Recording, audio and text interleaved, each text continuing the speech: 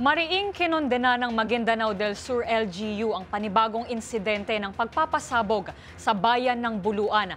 Ang mga otoridad may sinisilip na raw na persons of interest. Yan at ang iba pang mga rumarapidong balita mula sa probinsya. Hatid ng iba't ibang istasyon sa ilalim ng MBC Media Group. Balita mula sa Bangsamoro Region.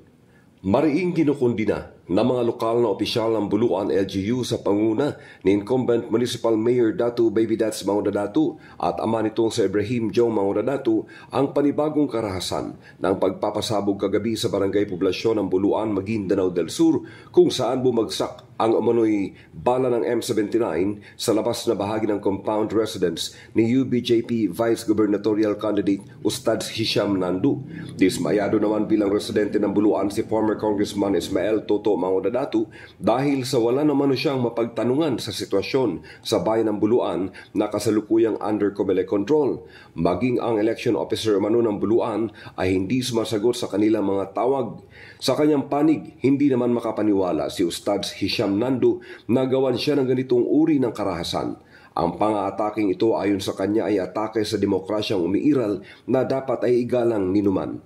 Ayon naman kay Pandag Mayor Toy Mangudadatu, anupat is na ilalim sa COMELEC control ang bayan ng Buluan na hindi agad namomonitor ng intelligence unit ng security forces ang ganitong uri ng karahasan. Sa initial report ng Buluan PNP, walang naitalang casualty. Bagkos ay nagdulot ito ng damage to property at nagdulot ng matinding takot sa mga residente. Habang may persons of interest na umano ang sinusubaybayan ng PNP at AFP. Para sa MBC TV Network News RH19, June Dimakutak, MBC, una sa Pilipinas, una sa Pilipino. Dead on arrival sa paggamutan sa bayan ng Tayog ang lalaking biktima ng pamamaril sa bayan ng San Quintin. Sa paunang pagsisiyasat nila OIC Chief of Police Captain Esteban Fernandez, naganap ang pamamaril sa Sumtri, Barangay Bantog, San Quintin, alas 12:15 kaninang madaling araw.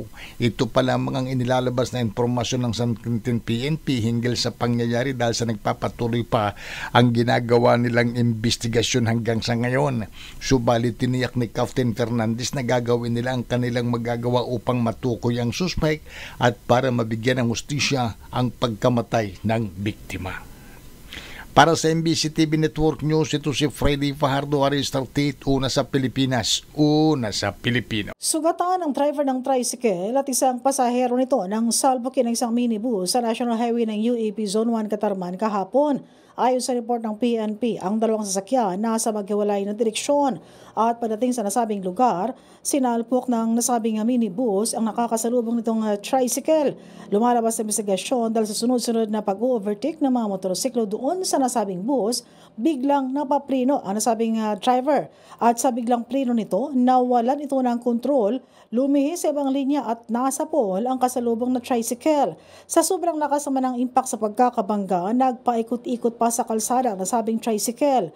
Malala ang sugat ng driver at nagtamo rin ng malalang sugat sa katawan ang pasahero nito na agad na isinugod sa ospital.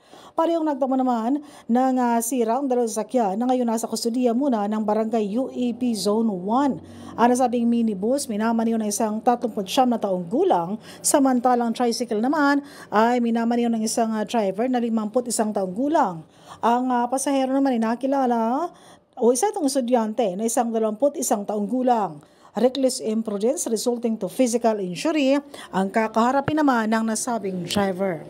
Mula sa MBC Network News, RH34 Jane Galit Bantayan, una sa Pilipinas, una sa Pilipino. Sa pagpapatuloy na maigting na kampanya kontra krimen, muling ipinamalas ng Bataan Police Provincial Office ang kanilang epektibong operasyon matapos makapagtala ng 42 kataong na aresto mula Abril 28 hanggang Mayo 4, 2025.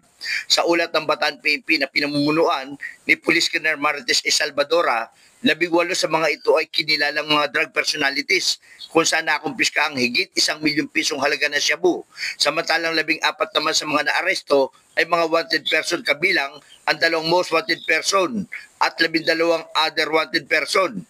Nahuli rin ang 6 na sangkot sa illegal na pag-iisda at 4 naman kaugnay ng loose firearms, kabilang ang 3 kumpiskadong baril at 2 ipinatagong baril. Patuloy ang panawagan ng Bataan PNP sa publiko na makiisa sa kampanya para sa isang ligtas at papayapang komunidad. Para sa MBC TV Network News, RH37, Danny Kumilang, una sa Pilipinas, una sa Pilipino.